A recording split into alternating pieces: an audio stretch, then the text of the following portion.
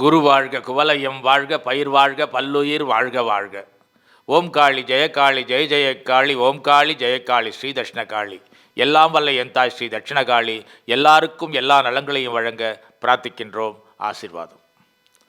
GeM TV நேயர்களே, இந்த தமிழ் தைப்பொங்கல் திருநாளில் ஒரு அற்புதமான விஷயத்தை ஆசீர்வாதமாக கொடுக்கப்படுகிறது. ஏதோ பேசுகிறாங்க, இவங்க தெரிஞ்சதெல்லாம் பேசுகிறாங்கன்னா அப்படி பேசுவதெல்லாம் மனதில் பதியாது. மனசுக்கு வந்ததெல்லாம் பேசுனா மனதில் பதியாதுன்னு சொல்லுவாங்க. அப்போது நீங்கள் எப்படிங்க மைக்கை பிடிச்சி பேசிட்டு இருக்கீங்க அப்படின்னு கேட்டிங்கன்னா, பேசுகிறதுக்கு தகுதி என்னென்னா என்னுடைய குருமார்கள், அதாவது அருட்குரு, ஞானகுரு, இப்படி நிறைய குருமார்கள் இருப்பாங்க. அப்படிலாம் சேர்ந்தால் தான் இந்த மாதிரி தகுதியில் உட்காந்து பேச முடியும். நான் பேசுகிற ஒவ்வொரு வார்த்தையும் குருமார்களால் பேசப்படுவது, அவர்களால் தூண்டுதலால் வரக்கூடிய வார்த்தைகள். அதை புரிஞ்சுக்கிட்டோம்னா இந்த மகத்தான விஷயம் நமக்கு மங்களங்களை உருவாக்கும். அப்படிப்பட்ட இந்த மங்கள நாள் என்ன இன்றைக்கி பேச போகிறோம் அப்படின்னா, ஒரு அற்புதமான இந்தியாவில், பாரத தேசத்தில் முக்கியமான மிகப்பெரிய திருவிழாவை பற்றி பேச போகிறோம். என்னது? கும்பமேளா. இந்த கும்பமேளான்றது நம்ம கேள்விப்பட்டிருக்கோமா, டிவியில் பார்க்குறோமே தவிர இதோட சிறப்புகள் என்ன? அப்படி சிறப்புகள் யார் சொல்ல முடியும்? புத்தகத்தில் படித்து சொல்லலாமா, இல்லை செவியில் கேட்டு சொல்லலாமான்னா, உண்மையிலே அனுபவித்து அந்த கும்பமேளா கண்டு கழித்தவர்கள் சொன்னால் அது சிறப்பாக இருக்கும். அந்த பாக்கியத்தை நான் குருவருளாலும் திருவருளாலும் பெற்றிருக்கிறேன். கடந்த 24 வருடங்களுக்கு முன்பாக, அதாவது சரியாக 2020 அந்த கும்பமேளாவை அங்கேயே இருந்து ரசிச்சுவேன். அது மட்டும் இல்லை, சிறப்பு, காஞ்சி பீடாதிபதி ஜெயேந்திர சரஸ்வதி சுவாமிகளோட அந்த பயணம் இருந்தது. அப்போ எவ்வளோ பெரிய விஷயங்கள் இருக்கும் பாருங்கள். இந்த விஷயத்தை இந்த ஜெம் டிவிகாரங்க நம்மக்கிட்ட கேட்டு வாங்குகிறாங்க. யாருக்காக? நேயர்களுக்காக, ஆன்மீக அன்பர்களுக்காக. ஏன்னா ஒரு அனுபவத்தோடு இருக்கிற விஷயங்கள் நமக்கு ரொம்ப உதவியாக இருக்கும். நமக்கு வழித்துணைக்கு இந்த வயசான கைப்பிடி பிடிச்சின்னு வாங்க இல்லையா, அந்த மாதிரி உதவி கோலாக இருக்கும் இந்த மாதிரி அனுபவ ஞானங்கள். கும்பமேளான்றது என்னென்னா 12 வருடங்களுக்கு ஒரு முறை அதுக்கு வரும். அது எப்படிங்க உங்கள் இஷ்டத்துக்கு 12 வருஷத்துக்கு ஒரு தடவை கும்பமேளா வச்சுக்கிறீங்களே அப்படின்னா, அது அல்ல. சாஸ்திர ரீதியான 12 வருஷம்ன்றது ஒரு மாமாங்கம் சொல்லுவாங்க. தமிழ்நாட்டில் பார்த்திங்கன்னா கும்பகோணத்தில் மகாமகன் ஒரு திருவிழா, அது எல்லாருக்கும் ஓரளவுக்கு புரிஞ்சிருக்கும். இந்த மகாமக திருவிழாவும் 12 வருடத்துக்கு வரும். சரி, இதெல்லாம் சாமி கும்பிட்றதே சொல்கிறீங்கன்னா, இயற்கை கூட 12 வருடத்துக்கு ஒரு முறை தான் குறிஞ்சி மலர் பூக்கும். அப்போது அந்த 12 வருஷம் அந்த மரம் தவம் பண்ணி அந்த மலரை கொடுக்குறதா குறிஞ்சி மலருக்கு ரொம்ப சிறப்பான மரியாதை உண்டு, பெயர் உண்டு, மகத்துவம் உண்டு. அந்த குறிஞ்சி மலர் அத்தனை தான். அப்போ குறிஞ்சி பூக்கிறது மாதிரி சொல்லுவாங்க. அத்தி பூக்கிறது ஒரு பழமொழி இருக்குது. அது கண்டு காய் காய்க்கும், காணாமல் பூ பூக்கும். பூ பூக்கிறது யாரும் பார்க்க முடியாது அத்தி மரத்தில், காய் மட்டும்தான் நமக்கு தெரியும். ஆனால் இந்த மலர் 12 வருஷத்துக்கு பூக்குறதுனா நிச்சயமாக அன்றைக்கி நம்ம பார்த்துக்கினா, இப்போல்லாம் டிவி மாதிரிலாம் வந்ததுனால அது விளையிற இடத்துல, நீலகிரி அந்த மாதிரி இடத்துல பார்த்திங்கன்னா அது டிவியில் காட்டுவாங்க, குறிஞ்சி மலர் பூத்த ஆண்டுன்னு சொல்லிட்டு. 12 வருஷம் ரொம்ப அற்புதமாக காட்டும், பார்க்குறதுக்கு அழகாக இருக்கும், மனசுக்கு இதமாக இருக்கும். அதுபோல் எப்படி தமிழகத்தில் மகாமகம் கும்பகோணத்தில் கொண்டாடப்படுவதோ, அன்னைக்கு புஷ்கரணின்னு சொல்லக்கூடிய அந்த குளத்தில் பாரத தேசத்தில் அத்தனை நதிகளும் பொங்கி கங்கையாக வெளிப்படுவதாக சொல்லுவாங்க. அப்படிப்பட்ட புனிதமான கங்கையில் அத்தனை நதிகளும் கங்கா யமுனா சரஸ்வதி சொல்கிறாங்க இல்லையா, ஒரு ஸ்லோகமே உண்டு. கங்கேச யமுனேச சைவ கோதாவரி சரஸ்வதி நர்மதே சிந்து காவேரி ஜலே சந்நிதம் குரும். தமிழகத்தில் நிறைய நதிகள், தென்பண்ணை, பாலாறு, இப்படி பாரத தேசத்தில் எத்தனை நதிகள் இருக்கோ அத்தனையும் ஒன்று சேர்ந்து, இதுக்கு பேர் தான் கூட்டாட்சின்றது. அத்தனை நதிகளும் ஒன்று சேர்ந்து அந்த மகாமக குளத்தில் பொங்கி வழிகிறது. அந்த மகாமக குளத்தில் நாம் நீராடும் போது இறை சக்தியான, உலக சக்தியான அத்தனை பேரர்களையும் அந்த நீராடலில் பெறுகிறோம். புனித நீராடல். இப்போ கோயிலுக்கெல்லாம் எடுத்தோம்னா கூட, இன்றைக்கி புதுக்கோயில் கட்டி கும்பாபிஷேகம் பண்ணுறோன்னா கூட அடுத்த 12 வருஷத்துக்கு அப்புறம் திரும்பி மறுபடியும் கும்பாபிஷேகம் பண்ணுவாங்க. இன்றைக்கி சனாதனமாக இருக்கிற ஆயிரக்கணக்கான வருஷம் கோயிலில் பார்த்தீங்கன்னா 12 வருஷத்துக்கு அப்புறம் ஒரு கும்பாபிஷேகம். அதாவது கோபுரங்கள் முதல் கோயில் எல்லாம் செப்பப்படுத்தி புதுமையாக்கி புதிய வண்ணங்கள் தீட்டுறதோ, புதிய வழிகள் எல்லாத்தையும் பண்ணி அதற்கு கும்பாபிஷேகம். கும்பாபிஷேகம் என்றால் என்ன அப்படின்னு வரும். கும்பாபிஷேகம்னா ஒரு கும்பம்னா நம்ம குடம்னு வச்சுக்கோமே, அந்த கும்பம் எங்கே ஆரம்பிச்சதுன்னு பார்த்தீங்கன்னா, பார்க்கடலை கடைஞ்சாங்க இல்லையா, அப்போது தன்வந்திரி பகவான் கும்ப கலசத்தோடு அமிர்த கலசத்தோடு வந்த நிலை நமக்கு புரியும். எங்கேயோ இருந்து வருது, இதெல்லாம் சாதாரண விஷயங்கள் இல்லை. பெருமாள் பார்க்கடலை கடைய, சிவபெருமான் அதற்கு ஒன்றுகோலாக இருக்க, மற்ற அவதாரங்களுக்கு அது துணை புரிய, அசுரரும் தேவர்களும் அதை கடைய, அந்த கடைச்சலில் வந்தது தான் நிறைய விஷயங்கள், 7-8 விஷயங்கள் அதில் வருது. மகாலட்சுமி அந்த கடையும் போது தான் வந்தது, பார்க்கடலை கடையும் போது. இந்திரனுடைய ஐராவதம் அதில் தான் வந்தது, கற்பக விருட்சம் அது தான் வந்தது, சந்திரன் அதில் தான் வந்தார், அமிர்த கலசம் அதெல்லாம் வந்தது. இப்படி அற்புதங்கள், உலகை காக்கக்கூடிய, உலகுக்கு ரட்சிக்கக்கூடிய, உலகுக்கு தேவையானதை கொடுக்கக்கூடிய அத்தனை பொருட்களும் அந்த பார்க்கடலை கடையும் போது கிடைத்ததாக நம்முடைய புராண சாஸ்திரங்கள் சொல்வது உண்மை என்றால், அந்த 12 வருஷத்துக்கு கூட ஒரு தடவை இந்த மகாமேளாவும் கும்பமேளாவும் மகாமகங்கள் கொண்டாடப்படுறதுக்கு ஐதீகம் அங்கேருந்து நமக்கு கிடைச்சிருக்குன்னு எடுத்துக்கலாம். இந்த 12 வருஷத்துக்கு ஒரு தடவை நடக்கிற கும்பமேளா எங்கே மெயின்னா, நாசிக் அப்படி ஒரு இடத்துல, அதாவது நதிகள் எங்கெங்கே இருக்கோ அப்படிலாம் பண்ணுற, இப்போ தமிழ்நாட்டோட ஒன்று உருவாக்கி பண்ணின்னு இருக்காங்க, நல்ல விஷயம் பண்ணிகிட்டு இருக்காங்க கும்பகோணம் சைடில். ஆனால் ஆதி காலத்திலிருந்து ஆயிரக்கணக்கான வருஷங்களாக தொடர்ந்து கும்பமேளா நடக்கக்கூடிய முதல் முக்கியமான ஒரு இடம்னா அது பிரயாக் அப்படின்னு சொல்லுவாங்க, அலகாபாத் சொல்லுவாங்க, திரிவேணி சங்கம், 3 பேர் அதுக்கு. பிரயாக் அப்படின்னா ரொம்ப அற்புதமான பேர் அது. நிறைய பேர் இப்போ நம்முடைய அரசாங்கம் அதை மாற்றிருக்காங்க, அலகாபாத்தை பிரயாகாக மாற்றிருக்காங்க. ரயில்வே ஸ்டேஷன் எல்லா பேரும் அந்த ஒரு தமிழ்நாட்டு அந்த நகரத்துக்கே மாற்றிருக்காங்க. அப்படிப்பட்ட அந்த பிரயாக்ன்றது என்னென்னா, பிரம்மா சரஸ்வதி மேல் ஆசைப்பட்டு அவளை திருமணம் செய்து கொள்ள வேண்டும், சரஸ்வதி தேவியை திருமணம் செய்து கொள்ள வேண்டும் பிரம்மா முயற்சிக்கிறாரு. ஆனால் சரஸ்வதி சொல்கிறா, பிரம்மா நீங்கள் எனக்கு தந்தை போல், என்னை படைத்தவர் நீங்கள், உன்னை எப்படி நான் திருமணம் செய்து கொள்வது? இந்த விவாதங்கள் நடக்கும்போது அந்த மனசு ஒத்துக்கலை சரஸ்வதிக்கு. அதனால் எங்கேயாவது போய் மறைஞ்சிக்கணுன்றப்போ திருவேணியில், அதாவது கங்கையும் யமுனையும் இணையக்கூடிய இடத்துல அடியில் போய் பதுங்கிடுறா, மறைஞ்சிக்கிறா. எனக்கு திருமணம் வேண்டாம், பிரம்மாவை நான் தந்தையாக நினைக்கிறேன் அப்படின்னு. ஆனால் அந்த பிரம்மா விடாப்பிடியாக மகாவிஷ்ணுவை தியானித்து பெரிய யாகங்கள் செய்கிறாங்க.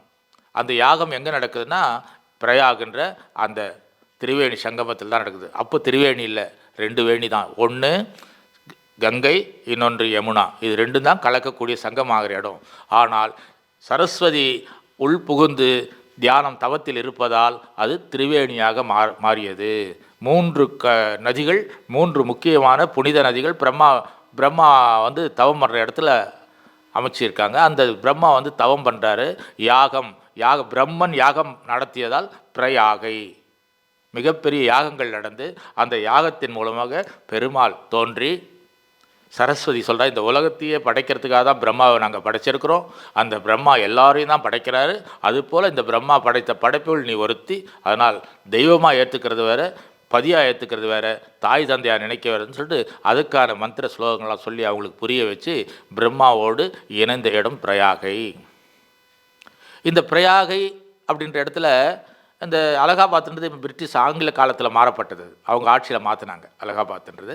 ஆனால் பிரயாகை, திரிவேணி சங்கம் நமக்கு புரிஞ்சிடுச்சு, 3 நதிகளும் ஒன்றாக இணையக்கூடிய இடம் திரிவேணி. திரிவேணியில் 3 வேணிகள் என்றால் பின்னல்னு அர்த்தம், ஒன்றோடு ஒன்று பிணைந்திருப்பதுன்னு அர்த்தம்.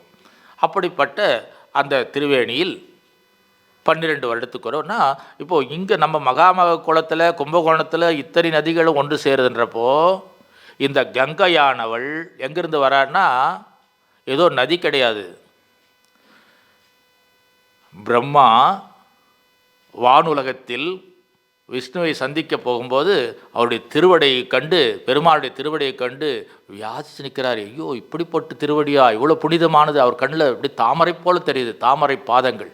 அந்த தாமரை பாதங்களை தான் மனசில் இருக்கிற ஜலத்தை எடுத்து அந்த கால்களை கழுவுறாரு.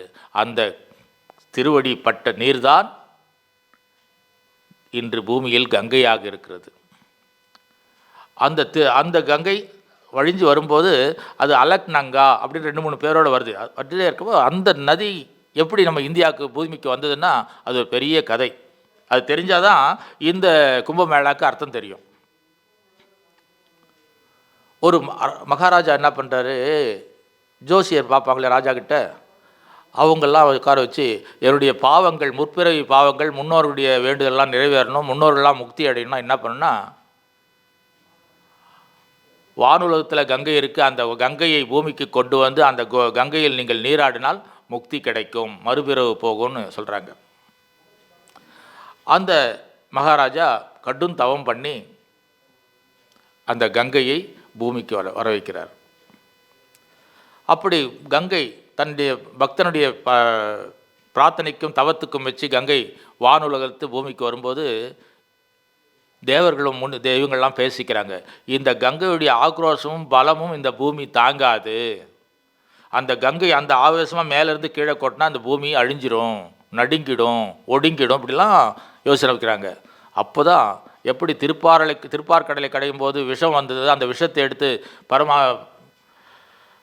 சிவபெருமான் குடித்து கண்டத்தில் நிறுத்தி கொண்டாரோ, அதுபோல் இந்த நேரத்திலே சிவபெருமான் அங்கே உதவிக்கு போக தன்னுடைய வரக்கூடிய அந்த பாரத்தை தன் தலைமையில் சுமந்து கொள்கிறார் சிவன். அப்படி சுமக்கப்பட்ட கங்கை தான் சிவன் தலைமையில் இருக்குன்னு சொல்லுவாங்க. கங்காதேவி சிவமாலை தலையில் இருக்குன்னா சும்மா இல்லை, அவளை தாங்கி கொண்டிருக்கிறார். இந்த பூமியை காக்க, அந்த அதிர்வுகளை காக்க, அந்த அழிவுகளை காக்க சிவபெருமான் தலையில் அதாவது விஷ்ணுவின் பாதத்தை கழுவியது, சிவனின் தலைமையில் இருப்பது, அப்படியே கலந்து வரும்போது ரிஷிகேஷ்னு ஒரு இடத்துல வரும்போது கங்கை என்ற பேரே பெறுது. இது கங்கை என்ற புனிதமான நதி தான் இப்போ காசி அந்த மாதிரி பிரச்சனைலாம் போயிட்டுருக்கு, ஓடிட்டுருக்கு, நம்ம போய் பார்க்குறோம். இந்த கங்கையில் குளிப்பதால் என்ன பலன் அப்படின்னா, மறுபிறப்பு இருக்காது. நீங்கள் பாவம் செய்யாதவங்க, முக்தி பண்ணவங்க, தவம் பண்ணவங்க, ஜபம் பண்ணவங்க, இறைவனை நினைச்சிருக்கிறது தான் முக்தி கிடைக்கின்றது ஒரு வேத சாஸ்திரம் சொல்லுது. அதே வேத சாஸ்திரம் என்ன சொல்லுதுன்னா, கங்கையில் நீராடினால், கங்கையில் குளித்தால், கங்கையுடைய தீர்த்தனுடைய பாவங்களை சுத்தமாக்கி நம்மளை புனிதமாக்கி மறுபிறப்பு இல்லாத நிலை, இது வேதம் சொல்லுது. அதே சமயத்தில் அது விளக்கம் சொன்னவர் யாருன்னா, கடந்த 200 வருடங்களுக்கு முன்னால் வாழ்ந்த ஸ்ரீ ராமகிருஷ்ண பரமஹம்சர். விவேகானந்தர் உங்களுக்கு தெரியும், விவேகானந்தர் தெரியாதவங்க யாரும் இருக்க மாட்டாங்க. அந்த விவேகானந்தர் இளைஞனை, நரேன் என்ற இளைஞனை விவேகானந்தராக மாற்றி உலகம் முழுக்க இந்து தர்மத்தை பறைசாட்டிய குரு யாருன்னா ராமகிருஷ்ண பரமஹம்சர். அந்த ராமகிருஷ்ண பரமஹம்சர் கல்கத்தாவில் வாழ்ந்தார், காளியை தியானம் செய்தார். அவர் பெரிய வரலாறு, பெரிய மகான், உலகத்திலே அதுக்கு இணையான ஒரு மகான் கிடையாது. எத்தனை மகான்கள், எத்தனை இன்னைக்கு பிரவசனம் பண்ணுற உபன்யாசம் பண்ணுற அத்தனை பேரும் ராமகிருஷ்ண பரமஹம்சர் விவேகானந்தரின் தொடாமல் பிரதாசனமே பண்ண முடியாது. அப்படிப்பட்ட மகான். அத்தகைய ராமகிருஷ்ண பரமஹம்சர் கங்கையில் படகில் சென்று கொண்டிருக்கும் போது திடீரென்று மூர்ச்சையாகி விடுகிறார். மூர்ச்சைனா சமாதி நிலைக்கு போயிடுவாங்க. சமாதினா உயிர் இங்கே இருக்காது, உடல் மட்டும்தான் இருக்கும். பல மந்திரங்களை சொல்லி தான் அடிக்கடி அவர் நிலையை தான் அப்பப்போ பரவச நிலைக்கு போயிடுவாங்க. தன்னுடைய உடலிருந்து உயிரை விட்டு ஆனந்தமாக இருப்பாங்க அவங்க. அப்படிப்பட்ட ஒரு நிலை கங்கையில் நடக்குது படகுல. ரொம்ப நேரம் பக்தர்கள்லாம் போராடி அதை மீட்டு எடுக்கிறாங்க அவரை. அப்போது அவர் சொன்ன காட்சி என்னென்னா, இந்த கங்கை கரையில் பார்வதி தேவி இங்கு வந்த பிணங்களை அங்கே எரிச்சுக்கிட்டே இருக்காங்க இல்லையா கங்கையோரமாக, அந்த பிணங்களை எடுத்து தன் மடியில் வைத்து கொள்வதை கண்டேன். அப்படி பார்வதி மடியில் இருக்கின்ற அந்த பிணங்களின் காதில் சிவபெருமான் முக்தி மந்திரமான ராம மந்திரத்தை ஓதிக்கொண்டிருப்பதை கேட்டேன். ஒவ்வொரு ஆத்மாவும் அந்த புனிதப்படுத்தி ராம மந்திரத்தை சொல்லி யார்? சிவபெருமான் ஸ்ரீ ராமபிரானுடைய திருமந்திரத்தை, தாரக மந்திரத்தை காதில் ஓதி பிறவா நிலையை கொடுக்கும் இடம். அதெல்லாம் காசியில் செத்தா முக்தின்னுவாங்க. இவ்வளோ விஷயங்களை கண்ணார காதார நேராக கண்டு கழித்தவர் என்னுடைய குரு மகராஜ் ராமகிருஷ்ண பரமஹம்சர், விவேகானந்தரை இந்த உலகுக்கு கொடுத்தவர். அப்படிப்பட்ட கங்கையில்தான் இந்த கும்பமேளா. அதுக்கு தான் இதுக்கெல்லாம் நம்ம வந்து இருக்கோம். இந்த கும்பமேளா எங்கே சரியாக நடக்குதுன்னா கங்கையில் நடக்குது. ஆனால் கங்கையும் யமுனையும் சேர்கிறது. சரஸ்வதி அந்தர்வாகினியாக கண்ணுக்கு படாத உள்ளே போய் மறைஞ்சதுனால அந்தர்வாகி இப்போவும் அந்த நதிகள் 3ஆக கலக்கிறத நம்ம பார்க்க முடியும். நல்ல வெயில் நேரத்தில் படகுல போனோம்னா கங்கை ஒரு கலரில் வரும், யமுனா ஒரு கலரில் இருக்கும், உற்று பார்த்தா சங்கமாக இடத்துல இன்னொரு கலர் தெரியும். 3 வண்ணங்களை இன்றைக்கும் பார்க்கலாம். ஏதோ சும்மா கலக்கிறதல்ல, அதாவது 60 கிலோமீட்டர் 100 கிலோமீட்டர் வேகத்தில் வரும். இந்த பக்கம் யமுனை ஒரு வேகமாக வரும். ஏன்னா பெரிய பிரவாகம் 1 கிலோமீட்டரால் அகலம் இருக்கும். ஒரு ஏறக்குறைய 100 அடி 200 அடி 300 அடி ஆழலாம் இருக்கும் அந்த நதி. அப்படிப்பட்ட நதி கலக்கும்போது அந்த வண்ணங்களை படகில் இருந்து ரசிக்கலாம். இந்த திரிவேணி அப்போது இந்த பிண்டங்கள் கொடுப்போம். முதல்ல திரிவேணின்றது எவ்வளோ விஷயத்தை பார்த்துல இதுக்கு ஒரு இன்னொரு முக்கியமான விஷயம் என்னென்னா, உலகத்தில் நம்ம இந்திய பாரத தேசத்தில் நம்ம ஆன்மாக்கு இறந்துட்ட அத்தனை ஆன்மாக்களும் எங்கே போகுதுன்னா நேரம் மேலே போயிடுது, சொர்க்கத்துக்கு போயிடுச்சு, நரகத்துக்கு போயிடுச்சுன்னா இல்லை. அதனுடைய கடமைகள் தீர்ற வரைக்கும், அதனுடைய அடுத்த பிறகு நடக்கிற வரைக்கும் அது பித்ருலோகம் என்ற முன்னோர்கள் வாழக்கூடிய அந்த ஆத்மலோகத்தில் வாழ்ந்து கொண்டு இருக்கும். அதுக்கு பேர் பித்ருலோகம். பித்ருலோகம்ன்றது எங்கேயோ வானத்துலேயோ கீழேயோ இருக்குது இல்லை, 14 லோகத்தில் அது ஒரு லோகம். அந்த லோகம் எங்கன்னா காசி, திரிவேணி அதாவது அலகாபாத், 3வது கயா. இந்த 3 பெல்ட் அந்த வட்டம்தான் பித்திருக்கள் லோகம். இன்றைக்கி நம்ம பெரியவங்களுக்கு பிண்ட பிரதானம் கொடுத்தாலும் அந்த ஆத்மாக்கள் அங்கிருந்து பயணித்து வந்து தான் அந்த பிண்டங்களை வாங்க முடியும். அதனால் அவர்கள் வாழக்கூடிய இடத்திலேயே அந்த பிண்டங்களை செலுத்துவது நல்லதுன்னா அந்த ஆதி காலத்திலேருந்து காசிக்கு போய் வந்தாங்க. காசியில் போய் பெரியவங்களுக்கு பிண்டம் கொடுத்தாங்க. ஏனென்றால் அவர்கள் வீட்டிலே நுழைந்து அவர்களுக்கு நாம் விருந்து வைக்கும்போது, நான் சென்று என்னுடைய தாய் தந்தைக்கு பிண்டங்கள் கொடுக்கும்போது என் தாய் தந்தையர்கள் அவருடைய முன்னோர்களையும் அழைத்து உட்காந்து ஒன்றா, அதனால தான் 60 பிண்டம் 100 பிண்டம் 90 பிண்டம் கொடுப்பாங்க காசியில், அலகாபாத், திரிவேணிலாம். இதெல்லாம் பெரிய விஷயங்கள். அப்படி அதாவது பித்ருலோகமான இடம் அது, பித்திருகளுக்கு முக்கியமான இடம். அதுலேயும் பார்த்திங்கன்னா முண்டம், பிண்டம், தண்டம்னுவாங்க. அதாவது தலை, வயிறு, பாதம், இவ்வளோ விஷயம் இருக்குது. அது காசிக்கு அடிக்கடிக்கு போகிறேன். நான் அடியானை குரு அருளால் 76 முறை காசி பயணம் பண்ணியிருக்கேன். 76 முறை நான் மட்டும் போனேன்னா ஆயிரக்கணக்கான குடும்பங்களையும் அழைத்து கொண்டு போய் இப்படிப்பட்ட சிரார்த்தங்கள், பிண்ட பிரதானங்கள், சாஸ்திரங்கள் முறையாக செய்து வைத்த பாக்கியம் பெற்றவன் நான்ற முறையில் உங்களோட பேசிட்டு இருக்கேன். நீங்களும் நிச்சயமாக வாழ்நாள் காசி அலகாபாத்லாம் போகணும், கயாக்கெல்லாம் போகணும். உங்களுடைய முன்னோர்களை பிண்ட பிரதானம் கொடுங்க. அப்படி கொடுத்தீங்கன்னா நிச்சயமாக உங்களுக்கு கஷ்டம்ன்றதே இருக்க, ஜோதிடம் கூட பொய்யாயிடும். உங்களுடைய தரித்திரங்கள், வறுமைகள் நீங்கி அந்த பெரியவங்களுடைய ஆசீர்வாதங்கள் நீங்கள் பெற்றுட்டிங்கன்னா வாழ்க்கையில் செல்வ மழையும், செல்வாக்கு மழையும், பேரும் புகழும், பட்டம், பதவி, தொழில், உத்தியோகம், இப்படி நிறைய சொல்லிகிட்டே இருக்கலாம். இத்தனை ஏன் ஒன்று கொடுக்குறேன்னா மற்றவங்களுக்கு தான தர்மங்கள் செய்ய. மொத்தத்தை நம்மளே சாப்பிட முடியாது. எவ்வளோ விளைஞ்சாலும் விவசாயி அவனுக்கு தேவையான தான் சாப்பிட முடியும். மற்றதெல்லாம் வெளியே வந்துடும், மார்க்கெட்டுக்கோ இல்லை அக்கம் பக்கம் இருக்கிறவங்களுக்கோ. அதுபோல் நீங்கள் முன்னோர்களுக்கு செய்கிறது பழங்க. இப்படி சொல்லிக்கிட்டே இருக்கக்கூடிய புனிதமான இடம்தான் அந்த பிரயாக். அந்த பிரயாகில் தான் இந்த மகா கும்பமேளா நடந்து கொண்டிருக்கிறது. இந்த மகா கும்பமேளான்றது எப்படின்னா அந்த 30 நாள் இப்போ நடந்து கொண்டிருக்குது இல்லையா, இந்த 30 நாளும் உலகத்தில் எங்கே தபசிகள் இருக்கிறாங்களோ, அதாவது காற்றை சுவாசித்து தவம் செய்கிறவங்க, நெருப்பிலே நின்று தவம் செய்கிறவங்க, தலைகீழாக தொங்கி தவம் பண்ணுறவங்க, இப்படி புராணங்களில் பார்க்குறலாம். புராணங்கள் மட்டுமல்ல, இன்றைக்கும் இருந்து கொண்டு இருக்கிறார்கள் என்பதை இந்த மகா கும்பமேளாவுக்கு போனால் பார்க்கலாம். அக்காடாக்கள்னுவாங்க, நிர்வாண சுவாமிகள்னுவாங்க. இவங்கெல்லாம் ஒருத்தர் 2 பேரில் கூட்டமாக அவங்கவுங்களுக்கு தனிப்பிரிவு, அவங்களுக்கு அந்த அரசாங்கம் இடத்த ஒதுக்குறாங்க. அங்கே அவங்க டென்ட்டெல்லாம் போட்டு அங்கே இந்த 30 நாள் தங்கியிருப்பாங்க. 30 நாளும் தவங்கள், வேள்விகள் பண்ணுவாங்க. 30 நாளும் கங்கையில் குளிப்பாங்க. அது ஒரு பெரிய, அதாவது கோடிக்கணக்கான பேர், லட்சம். இப்போ நமக்கு விழா எடுத்தோம்னா 4 லட்சம் 5 லட்சம்ன்றாங்க. திருவண்ணாமலை கிரிவலம் பௌர்ணமிக்கு 10 லட்சம் பேர் போனாங்க கணக்கு சொல்கிறாங்க. ஆனால் திரிவேணி சங்கமத்தில் பிரயாகில் நடக்கிற இந்த மகா கும்பமேளாவுக்கு கோடிக்கணக்கான மக்கள் வருவாங்க. அதுக்கு கணக்கே கிடையாது. சரி, இந்த கோடிக்கணக்கான மக்களை எப்படி நிர்வகிக்கனா, இந்திய அரசு எந்த ஆட்சியாளர்கள் வந்தாலும் சரி, உங்களுக்கு புரியுற மாசம்னா அது காங்கிரஸாக இருந்தாலும் சரி, பிஜேபியாக இருந்தாலும் சரி, கம்யூனிஸ்டாக இருந்தாலும் சரி, எந்த ஆட்சியாக இருந்தாலும் 12 வருஷத்துக்கு ஒரு தடவை அந்த விழாவை தன் விழாவாக கொண்டு அரசாங்கம் அதை செயல்படுத்துது. எப்படி செயல்படுத்துனா, ஏறக்குறைய அலகாபாத்தில் ஓடக்கூடிய அந்த கங்கையை ஒரு 40 கிலோமீட்டருக்கு எடுத்துக்குவாங்க அளவு. 40 கிலோமீட்டரும் புதிய நகரமாக மாற்றக்கூடிய பணிகள் தொடங்கிற 2 மாதத்துக்கு முன்னாலேயே அத்தனையும் சுத்தி பண்ணுவாங்க. ஜனங்க எப்படி வரணும், எப்படி போகணும். உதாரணத்துக்கு அந்த விழா நேரத்தில் பார்த்திங்கன்னா இங்கெல்லாம் கார் போகிறதுக்கு வழி 1 வே, மோட்டர் பைக் போகிறது 1 வே, ஹெவி வெஹிக்கிள் போகிறதுக்கெலாம் வைக்கிறோம் இல்லையா, அதே போல் நடைபாதைக்கு கூட 1 வே வச்சுருப்பாங்க. இப்படி போனவங்க அந்த வழியில் திரும்பி வர முடியாது. அவங்க ஒரு சுற்றிக்கிட்டு மற்ற அரசாங்கம் சொல்லியிருக்கிற வழியில் தான் வரணும். ஏன்னா அப்படிப்பட்ட ஜனம், அத்தனை பேருக்கும் உண்ண உணவு தயார் பண்ணணும், அதுக்கான இடங்கள் பண்ணணும், அத்தனை பேருக்கும் குடிக்க நீர் தயார் பண்ணணும், அத்தனை பேருக்கும் கழிவு நிலையங்கள், யூரின் டாய்லெட்லாம் போகிறதுக்கு வழி பண்ணணும். இப்படி நிறைய விஷயங்களை யோசித்து யோசித்து யோசித்து அரசாங்கம் ஒருத்தருக்கல்ல, இந்த 30 நாளில் வந்து கோடிக்கணக்கான நபர்களுக்கு, கோடிக்கணக்கான ஆன்மீக அன்பர்களுக்கு, கோடிக்கணக்கான எவ்வளோ அந்த எந்த அரசாங்கம் செய்தால் அது புண்ணியம் தானே, இத்தனை பக்தர்களுக்கு செய்கிறது. அப்படி இந்த பாரத தேசத்தில் அந்த மகா கும்பமேளாவுக்கு அரசாங்கம் எடுத்து நடத்துறது தான் ஒரு பெரிய விஷயம். அந்த அரசுக்கு நாம் நன்றி சொல்லணும். நான் 24 மாதம், அதாவது 2 வருஷத்துக்கு, இது ஒரு 12, அது ஒரு 24 வருஷத்துக்கு முன்னால் போயிருக்கேன். அப்போது ஆன்மீகம் என்று சொல்லக்கூடிய தமிழ்நாட்டின் மிக பிரதான பத்திரிகையின் ஆசிரியராக பணிபுரிந்த காலம்.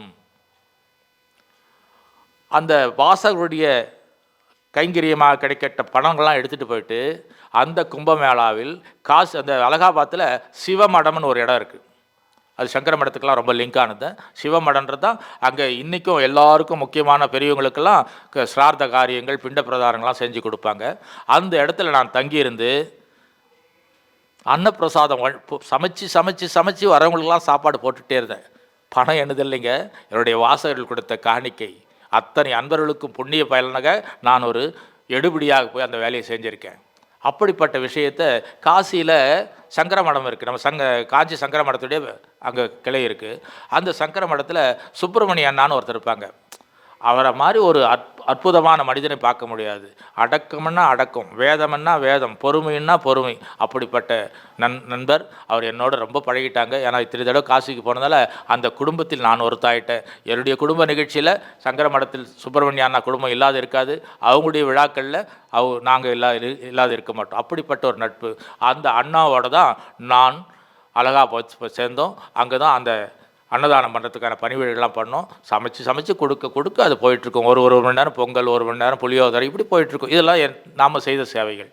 ஆனால் அங்கே சங்கரமடம், அலகாபாத்தில் ஒரு சங்கரமடமே இருக்குது. அங்கே அழகாக அஷ்டலட்சுமி இங்கே கோயில் கட்டிருக்காங்களே, அதுபோல் அங்கே அஷ்டலட்சுமி கோயில் கட்டிருக்காங்க. எங்கே பிரயாகை ஒட்டி அந்த நீர்நிலை அலை ஓசைக்கு அடுவிலே அந்த அலைமகளை உட்கார வச்சுருக்காங்க. ரொம்ப அற்புதமான கோயில். நம்ம சென்னையில் படிப்படியாக இருக்குது இல்லையா கோயில், அஷ்டலட்சுமி கோயில், அதே போல் அந்த வடிவில் அழகாக அங்கே கட்டியிருக்காங்க. சங்கராச்சாரியர் கட்டினது தான். அந்த சங்கர மடத்தில் ஜெயேந்திர சரஸ்வதி சுவாமிகள், அப்போது அவர் தான் காஞ்சி மடத்துக்கு பீடாதிபதி. அவர்கள் வந்து தங்கியிருந்தாங்க. எனக்கும் அவருக்கும் நல்ல தொடர்பு இருந்தது. ஏன்னா மாதம் காஞ்சி மடத்துக்கு போயிட்டு வாசகர்கள் கேட்கக்கூடிய கேள்விகளாக கேட்டு பதிலை பெற்று பதிவு பண்ணியிருந்தேன். மாதம் தொடர்ந்து வந்துட்டே இருக்கும். அதனால் மாதம் நான் போனவே ஆன்மீகம் வாங்க அப்படின்ட்டு கூப்பிட்ற அளவுக்கு ஒரு அன்பு இருந்தது. தனி அறையில் உட்காந்து மணிக்கணக்கில் இதை பண்ணுவோம் நாங்கள். அந்த நிலையில் சங்கராச்சாரியார் அலகாபாத்துக்கு வந்துட்டார். வெறும் சங்கராச்சாரியார் வந்திருக்காருன்னா உத்தரப்பிரதேசருடைய அரசு விருந்தினராக அழைக்கப்பட்டிருக்கிறார், கௌரிக்கப்படுகிறார் அப்படின்ற செய்தி. உடனே சுப்பிரமணிய அண்ணா அவர்கிட்ட என்னை அழைச்சிட்டு போட்டார். உடனே இந்த நிகழ்ச்சி இப்போ எப்படி நடக்குதுன்றது நல்லா பார்க்கும் பாருங்கள். ஜெயேந்திரரை வரவேற்க அரசாங்க காவல் அதிகாரிகள், பாதுகாப்பு எல்லோரும் வந்து வருங்க. அந்த அடியார்களோடு நானும் கூட போகிறேன். அவருக்கு உதவியாளர்கள் இருப்பாங்க இல்லையா, மேனேஜர், அது உதவியாளர்கள், அவங்களோட நானும் போகிறேன். எல்லோரும் போயிட்டே இருக்கோம். இறைவன் அருள்ன்றது எங்கன்றதை இப்போ நீங்கள் தெரிஞ்சுக்கலாம். சங்கராச்சாரியர் நடக்கிறார், ஜெயேந்திர சரஸ்வதி சுவாமிகள் நடந்துகிறார். அப்போது வழியில் ஜெய ஜெய சங்கர ஹர ஹர சங்கர, ஜெய ஜெய சங்கர ஹர ஹர சங்கர அப்படி சொல்லிவிட்டு அந்த வழி நடுக்க போகிறோம். குறைஞ்சது ஒரு 1.5-2 கிலோமீட்டர் நடந்திருப்போம். நடந்து போகிறோன்னா அந்த மிலிட்ரி அதிகாரிகள்லாம் வந்து, சுவாமி இங்கே நின்றுடுங்க, இது வந்து அரசாங்கத்துடைய படித்துறை. இந்த படித்துறையில் அரசாங்கத்துடைய, அதாவது மிலிட்ரியுடைய போட்டெல்லாம் இருக்காங்க. இதில் நம்ம உங்களை அழைச்சிட்டு போகிறேன். எங்கே அழைச்சிட்டு போகிறோன்னா, கங்கை, யமுனை, சரஸ்வதி மூன்றும் சேரக்கூடிய திரிவேணி சங்கமன் ஒரு மைய புள்ளி இருக்கும் இல்லையா, அங்கே நாம் போக போகிறோம். அந்த மையத்தில் தான் ஜெயேந்திர சாரஸ்வதிகள் கங்கைக்கு பூஜை பண்ண போகிறாங்க.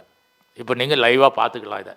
அதாவது மடாதிபதி நடக்கிறாருங்க, பின்னால் நம்முடைய கோஷ்டிகள் ஜெய ஜெயசங்கரை சொல்லி நடந்துக்கிட்டே இருக்கிறோம். அதற்கான நிலையம் வருது. அந்த படித்துறைக்கு போகிறோன்னு அதிகாரிகள் உத்தரவிடுறாங்க. இந்த ஒரு படகு இருக்குது சுவாமி, இதில் 5 நபர்கள் உட்காரலாம். அரசாங்கம் சொல்லுது அவங்களுக்கு 5 நபர்கள் உட்காரலாம்.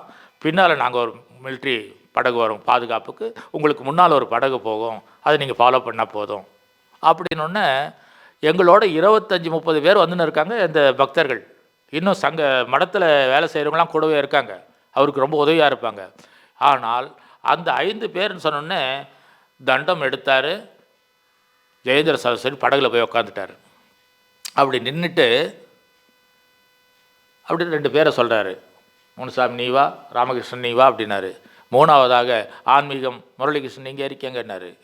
சரி, அதுக்கப்புறம் இன்னொரு 5 பேர், மீதி 25-30 பேர் எதில் போகிறதுன்னு தெரியலன்னா அங்கே திருப்பி போய் படகு பிடிக்கிறதுலாம் ரொம்ப கஷ்டம், புரிஞ்சுக்கங்க. எங்கள் 5 பேருக்கு அரசாங்கம் பண்ணிட்டு ஜெயேந்திரோட அருளால், குரு அருளால் நானும் அந்த படகுல ஏறிட்டேன். மீதி வந்த பக்தர்கள் என்ன பண்ணுறதுனே தெரியல. அவங்களுக்கு யாரை போய் கேள்வி கேட்பாங்க? ஜெயேந்திர கேட்க முடியுமா அல்லது அதிகாரியில் கேட்க முடியுமா? ஒன்றும் கேட்க முடியாது. அந்த நிலை எனக்கு தெரியாது. நான் படகுல போகிறோம். அந்த படகு பயணித்து சரியான திருவேணிக்கு வரும்போது அங்கே ஏறக்குறைய 45 நிமிடங்கள் அந்த கங்கைக்கு என்னென்ன கொடுக்கணும், மஞ்சள், குங்குமம், புஷ்பம், இப்படி எல்லாத்தையும் நம்ம பண்ணிகிட்டே இருக்கும்போது அத்தனை பூஜைகளும் அவர் செய்ய அந்த சங்கராச்சாரியார் நம்முடைய காஞ்சி மடத்தின் பீடாதிபதிக்கு உதவியாளராக நான் உதவி செய்து கொண்டிருக்கிறேன். அவர் பூஜை பண்ண அந்த உதவியெல்லாம் பண்ணிவிட்டு நானும் அவரோடு சேர்த்து அந்த பூஜை பண்ண பாக்கியம் எனக்கு கிடைச்சது. இந்த நிறைவு. அதுக்கப்புறம் 2 நாள் தங்கியிருந்தோம். அப்போது அந்த அக்காடா, அந்த கங்கையை கடந்து போனால் அந்த அக்காடாக்கள் நிர்வாண சாமியெல்லாம் பார்த்தோம். பயங்கரமான தபசிகள். அப்படியே இந்த சில்வர் இயேசுநாதர் போட சிலுவை, அந்த சிலுவை மாதிரி வச்சுட்டு அதில் கையை தொங்க போட்டு தொங்கிட்டு அப்படி தவம் பண்ணியிருக்காங்க. நெருப்பு கீழே மூட்டிட்டு மேலே தொங்கிட்டு இருக்காங்க, அவங்க தவம் பண்ணியிருக்காங்க. அதை விட ஒரு அதிசயம்னா, ஒரு சுவாமிஜி தன்னுடைய ஆண் குறியில் கயிறை கட்டி குறைந்தது ஒரு 25 அல்லது 30 கிலோ வெயிட் இருக்கும் அந்த கல், அதை அப்படி தூக்கி காட்டாருங்க. என்ன ஆண்மை! பாரத தேசம் ஆண்மை என்பது ஏதோ காமத்துக்காக பிறந்ததல்ல, தவத்துக்காக பிறந்த ஆன்மீகம், தவத்துக்காக பிறந்த ஆண்மை. எப்போது அவரும் நிர்வாணமாக தான் இருக்கார். நிர்வாண சாமிகள் நான் ஆயிரக்கணக்கான பார்க்குறேன். அதில் ஒரு சாமிஜி தன்னுடைய ஆண் குறியில் கயிறை கட்டி 25-30 கிலோ கல்லை அப்படி தூக்கி காட்டார்னா என்ன! பெண்கள் சக்திமார்கள் கூட அந்த மாதிரி ஒரு நிர்வாண குளத்தெல்லாம் அங்கே தவம் பண்ணுறாங்க. ஆனால் நிர்வாணம் என்றதுக்கு அங்கே வார்த்தையே இல்லை. அங்கே யார் போனாலும் மனமாற்றம் பெற்று அனைத்துமே தெய்வீகம் தெய்வீகம் தெய்வீகமாக காட்சி தருகிறதை பார்த்த பாக்கியம் உங்களுக்கும். அதை இப்போ மனக்கடலை காட்டியிருக்கிற நீங்களும் அந்த பரவசப்படுங்க. முடிந்தால் வருங்காலத்தில் கும்பமேளாவில் கலந்து கொண்டு அந்த பேரருளை பெறுங்கள், பிறவா நிலையை பெறுங்கள், பிறந்த வாழ்க்கையில் கடமைகள் செய்து நல்ல சிறப்பான வாழ்க்கையை பெறுங்கள், ஆனந்த வாழ்க்கையை பெறுங்கள் என்று சொல்லி ஆசீர்வதிக்கிறோம். எல்லாம் வல்ல என் தாய் ஸ்ரீ தட்சிணகாளி எல்லாருக்கும் எல்லா நலங்களையும் வழங்க பிரார்த்திக்கின்றோம். ஆசீர்வாதம்.